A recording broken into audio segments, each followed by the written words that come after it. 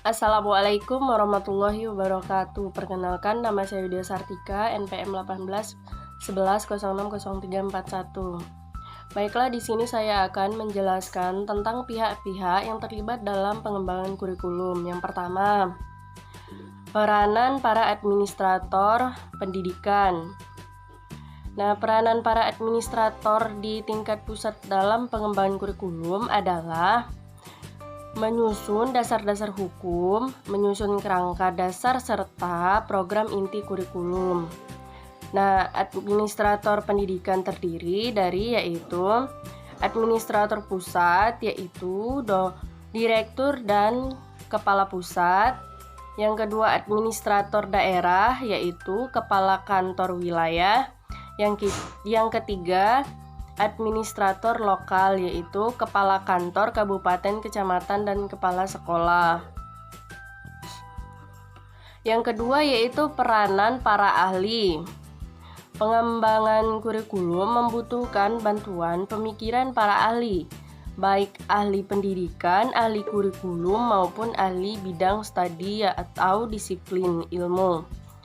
Nah, dengan mengacu pada kebijaksanaan-kebijaksanaan yang ditetapkan pemerintah, baik kebijaksanaan pembangunan secara umum maupun pembangunan pendidikan, pengembangan tuntutan masyarakat dan masukan dari pelaksanaan pendidikan dan kurikulum yang sedang berjalan. Para ahli pendidikan memberikan alternatif konsep pendidikan dan model kurikulum yang dipandang paling sesuai dengan keadaan dan kebutuhan masyarakat.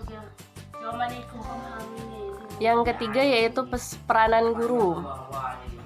Guru adalah sebagai perencanaan, pelaksanaan, dan pengembang kurikulum bagi kelasnya. Sekalipun ia tidak mencetuskan sendiri konsep-konsep tentang kurikulum, guru merupakan penerjemah kurikulum. Dia yang mengolah, meramu kembali kurikulum dari pusat untuk disajikan di kelasnya. Oleh karena itu, guru bisa dikatakan sebagai barisan pengembangan kurikulum yang terdepan. Peran guru dalam pengembangan kurikulum antara lain, guru sebagai perencana pengajaran.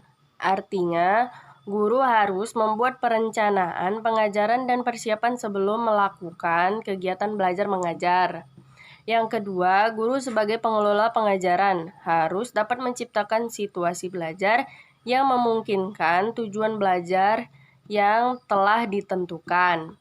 Yang ketiga, guru sebagai evaluator. Artinya, guru melakukan pengukuran untuk mengetahui apakah anak didik telah mencapai hasil belajar seperti yang diharapkan.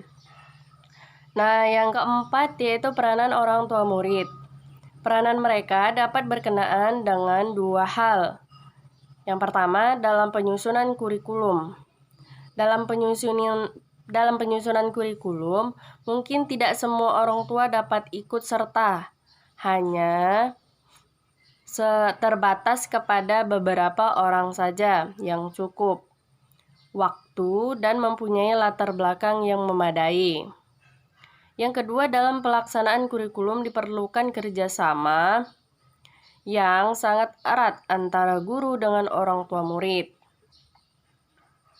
Sebagian kegiatan belajar yang dituntut kurikulum dilaksanakan di rumah, dan orang tua mengikuti atau mengamati kegiatan belajar anaknya di rumah.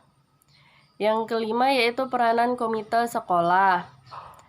Komite sekolah merupakan nama baru pengganti Badan Pembantu Penyelenggara Pendidikan atau BP3. Secara substansi, kedua istilah tersebut tidak begitu mengalami perbedaan. Yang membedakan hanya terletak pada pengoptimalan peran serta masyarakat dalam mendukung dan mewujudkan mutu pendidikan. Komite sekolah adalah badan mandiri yang mewadahi peran serta masyarakat dalam rangka meningkatkan mutu pemerataan sekolah. Yang keenam yaitu peran pengusaha. Berkaitan dengan peranan masyarakat dalam pendidikan dalam Undang-Undang Nomor 20 Tahun 2005, Sisdiknas Pasal 54 tentang peran serta masyarakat dalam pendidikan menyebut. Yang pertama, peran serta masyarakat dalam pendidikan meliputi peran serta perseorangan, kelompok, keluarga, organisasi profesi, pengusaha, dan organisasi kemasyarakatan dalam penyelenggaraan dan pengendalian mutu pelayanan pendidikan. Yang kedua, masyarakat dapat berperan serta sebagai sumber pelaksanaan dan pengguna hasil pendidikan. Yang ketiga, ketentuan mengenai peran serta masyarakat bagaimana dimaksud dalam ayat 1 dan 2 diatur lebih lanjut dengan peraturan pemerintah. Baiklah, sekian dari penjelasan saya tutup. Wassalamualaikum warahmatullahi wabarakatuh.